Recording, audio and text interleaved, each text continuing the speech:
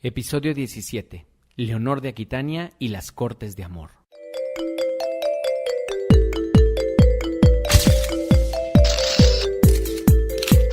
Siluetas y colores.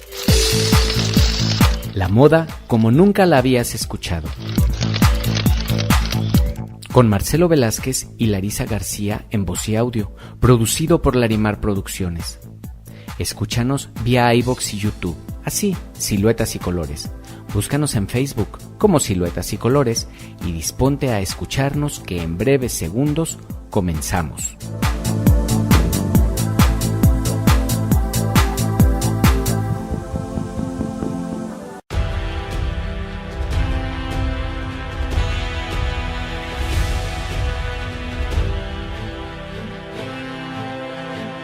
Bienvenidos de nuevo a nuestro podcast Siluetas y Colores. Agradecemos el interés puesto en esta historia, que estamos abordando solo en la medida de lo que vamos a necesitar de referencias más adelante, por lo que muchas cosas pasaron durante los temas que tratamos y entre los temas, pero no todo afectó a la industria de la moda, o esta industria no fue directamente influenciada por estos hechos, por lo que no tiene caso que abordemos esos episodios. En el capítulo pasado vimos que Leonor de Aquitania se había empeñado en acompañar a Luis VII a la Segunda Cruzada, como los otros señores feudales, al ser ella la mayor feudataria de Francia. Conocimos de sus matrimonios, primero con Luis VII y después con Enrique II de Inglaterra, de sus hijos Ricardo Corazón de León y Juan Sin Tierra, que fue quien subió al trono finalmente después de la muerte de su hermano, y quien finalmente heredó la mayor parte del ducado de Aquitania. Pero al ser el hijo vivo, la sangre y la familia determinaron esto, pese a que para ella él no era la mejor opción. El día de hoy veremos su aportación a la historia no política de Europa y el mundo, así que ¡comenzamos!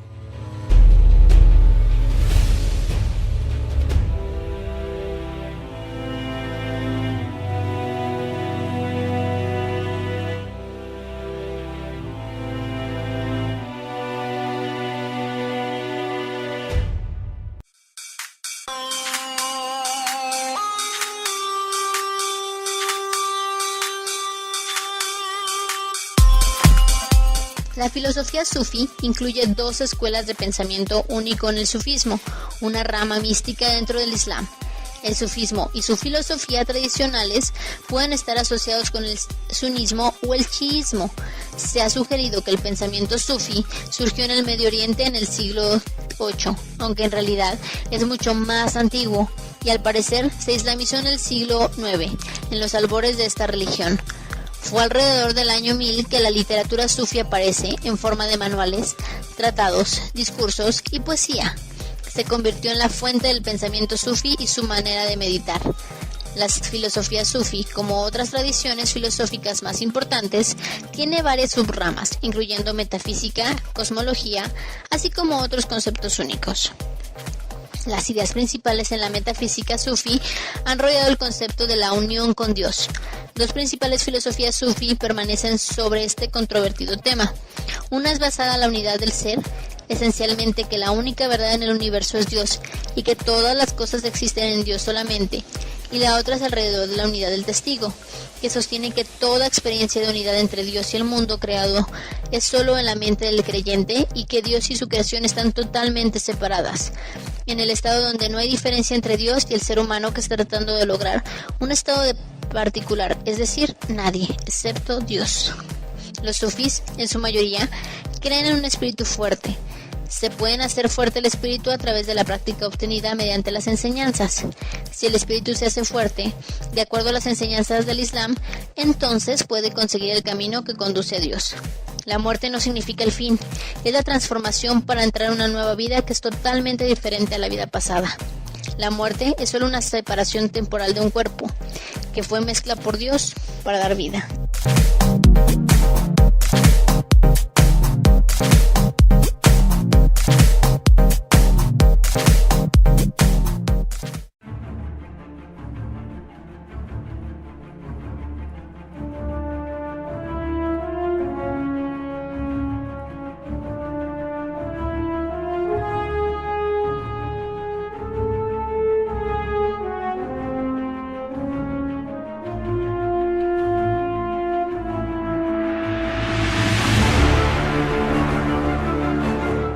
Habíamos dicho en el capítulo anterior que cuando Leonor de Aquitania fue a la cruzada, conoció a una secta del Islam llamada Sufí, y que esta secta, muy antigua, nació en Irán mucho antes que naciera el Islam, pero fue bajo el patrocinio del Islam en la persona de Mahoma que obtuvo promoción.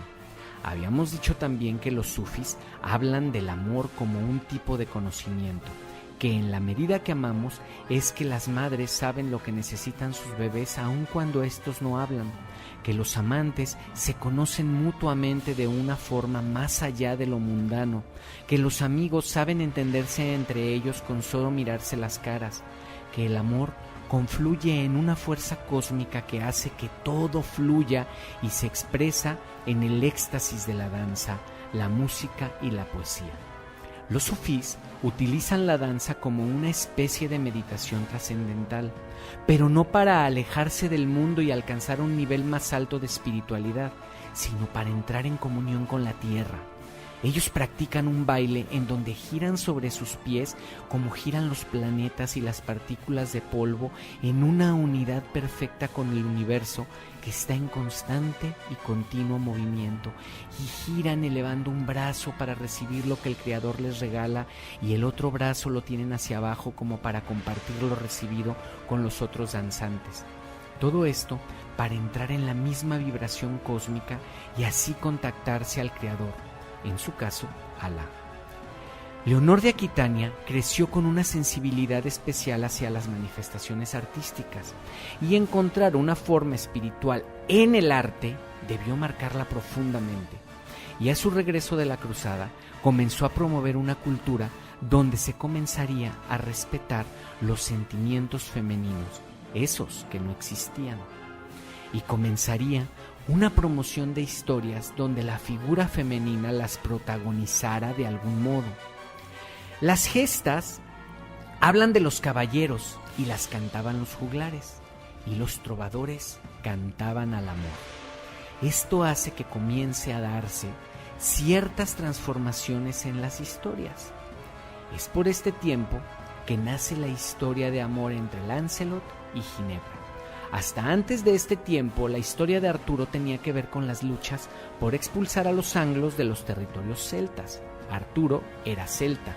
Con el tiempo, esta tuvo una transformación hacia expulsar a los normandos. Pero para este tiempo se agregó la historia de Lancelot, Ginebra y su amor prohibido, redimido solamente por la búsqueda del Santo Grial.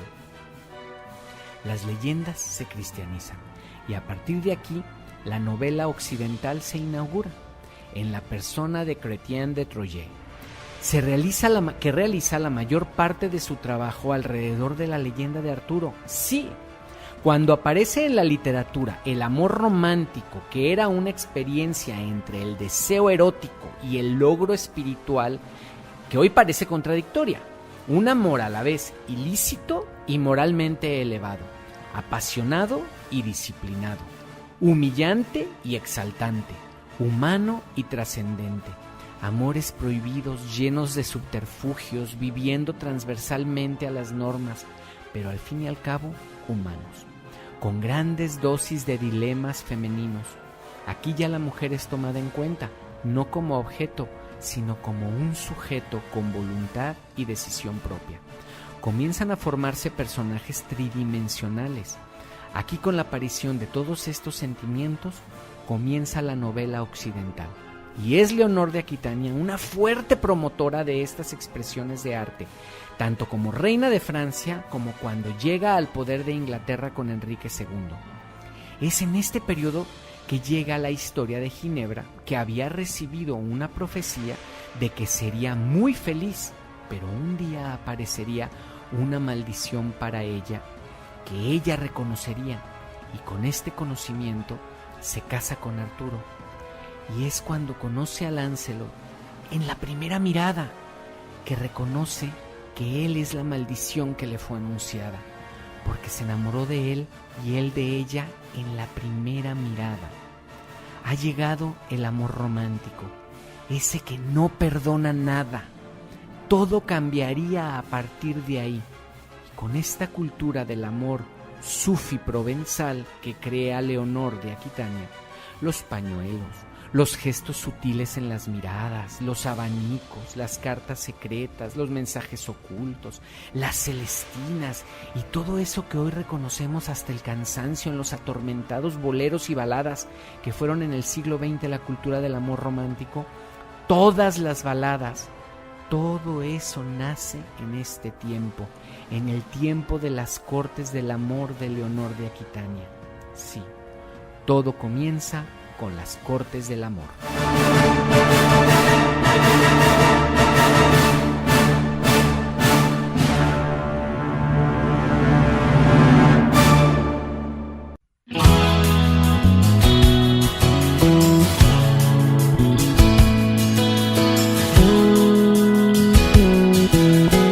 En Siluetas y Colores tenemos para ti siempre un programa nuevo. Suscríbete y comparte. Esto hará que más gente nos escuche. Nuestro trabajo tiene sentido en esta medida, en la de compartir lo que preparamos. Así que si te gusta el trabajo que hacemos, dale me gusta, suscríbete y comparte. Nos encuentras como Siluetas y Colores, ya sea en YouTube, iVoox o Facebook, porque aquí conocerás la moda como nunca la habías escuchado.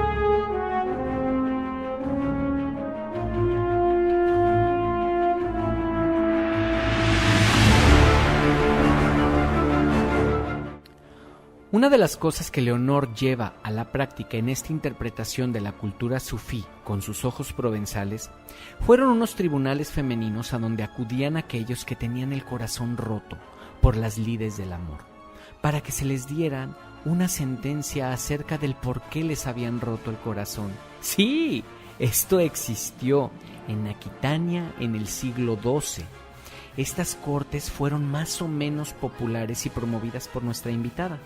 Esos tribunales tenían un código para dirimir los problemas donde se solucionaban esas preguntas que después de una ruptura duramos 10 años haciéndonos.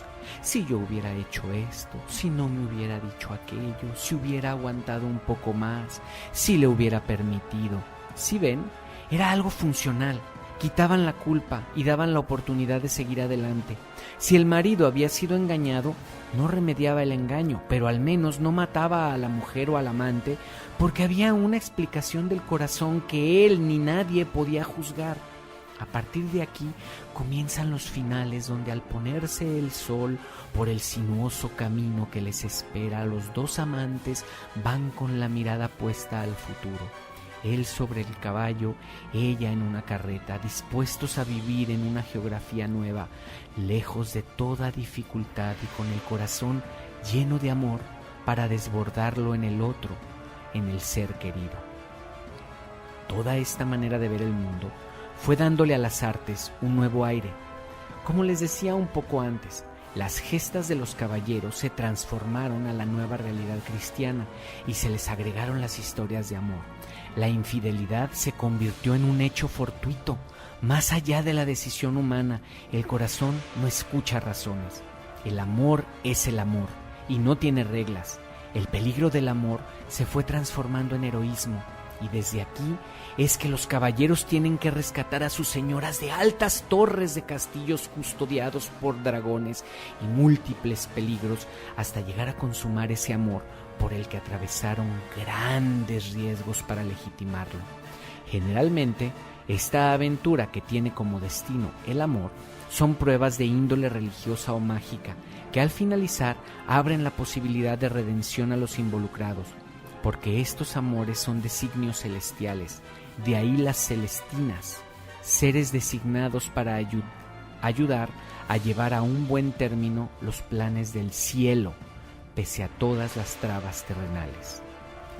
Toda esta cultura habría aparecido quizás de una forma u otra en algún momento, pero en nuestra historia occidental la hizo aparecer Leonor de Aquitania. Por eso es un personaje tan tan importante y mucho más complejo que el que la historia a veces nos deja ver de entrada.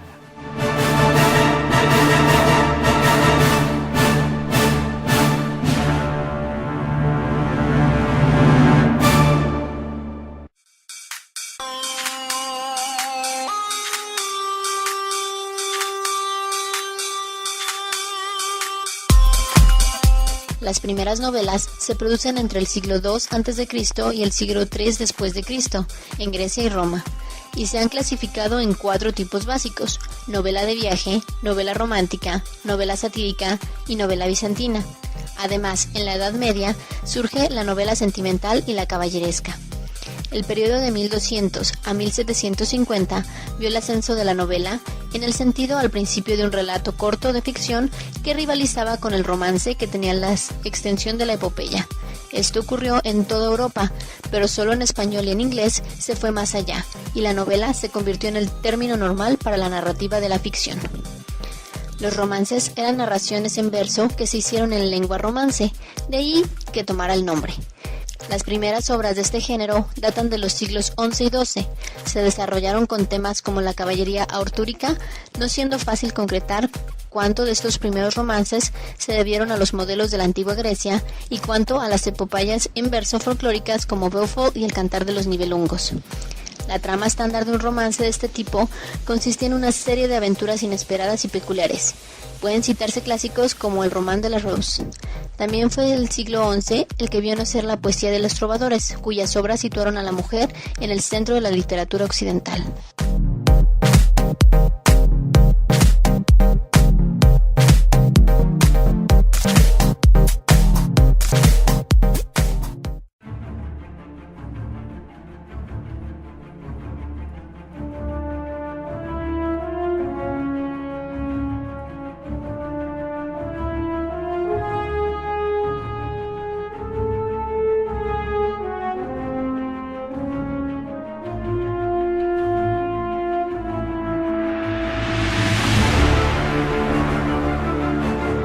Muy poco de todo lo que fueron estas cortes y la cultura provenzal ha llegado hasta nuestros días, debido a que en el siglo XIII, promovido por la dinastía Capeta de Francia y promulgada por el Papa, se promulga la Cruzada Albigense o Cruzada contra los cátaros, un movimiento religioso católico que la Iglesia consideraba hereje.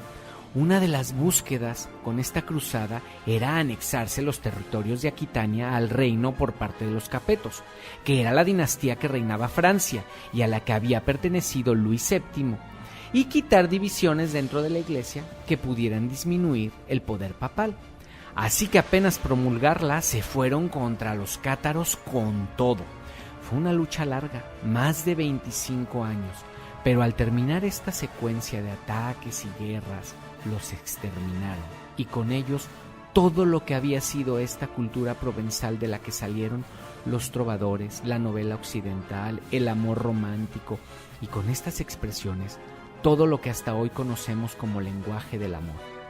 Por eso es que se sabe muy poco de las cortes de amor, pero vivieron lo suficiente.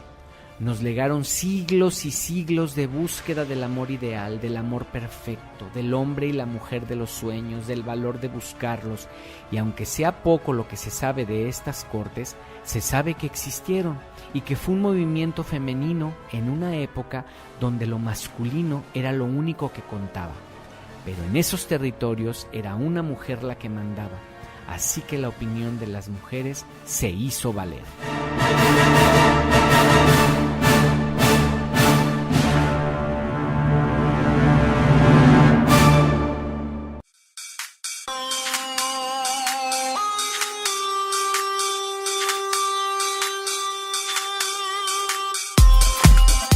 El catarismo es la doctrina de los cátaros o albigeneses, un movimiento religioso de carácter gnóstico que se propagó por toda Europa occidental a mediados del siglo XI y logró arraigar hasta el siglo XII entre los habitantes del mediodía francés, especialmente en Languedoc, donde contaba con la protección de algunos señores feudales vasalles de la corona de Aragón. Con influencias del maniqueísmo en sus etapas, el catarismo afirmaba una dualidad creadora, Dios y Satanás, y predicaba la salvación mediante el ascetismo y el estricto rechazo del mundo material, percibido por los cátaros como obra demoníaca. En respuesta, la Iglesia Católica consideró sus doctrinas heréticas. Tras una tentativa misionera y frente a su creciente influencia y extensión, la Iglesia terminó por invocar el apoyo de la corona francesa para lograr su erradicación violenta a partir de 1209, mediante la Cruzada albigense. A final del siglo XIII, el movimiento debilitado entró en la clandestinidad y se extinguió poco a poco.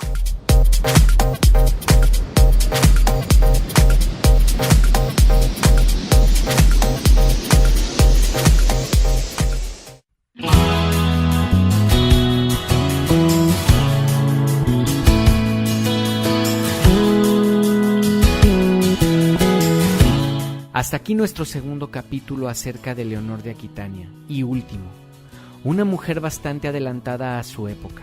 Rompió muchos moldes en los que se acomodaba a la mujer en la Edad Media. La narración de la historia en su economía ha olvidado decir muchas de las cosas que este personaje nos ha heredado. Por medio de estos dos capítulos nosotros tratamos de hacer un homenaje a su memoria. Y creo que en este tiempo en que la mujer está posicionando su lugar en la historia como protagonista de la misma, como igual del hombre, hablar de Leonor de Aquitania nos habla de lo largo y sinuoso que ha sido este camino. Algunas cosas han cambiado desde el siglo XII hasta el XXI. Quizás no tantas como el tiempo que ha pasado, pero definitivamente ya están pasando. Dejamos nuestra historia en el siglo XIII. Y a finales de este siglo se dará en Francia un golpe mortal a la Orden del Temple que nació a la luz de las cruzadas y que al ser desmantelada mediante injurias y mentiras ocasionará una maldición por parte del último gran maestre, Jacques de Molay, a la corona gala, lo que nos traerá a la luz un periodo negro en la historia de Francia, los Reyes Malditos. ¿Los quieren conocer? Hasta el próximo capítulo.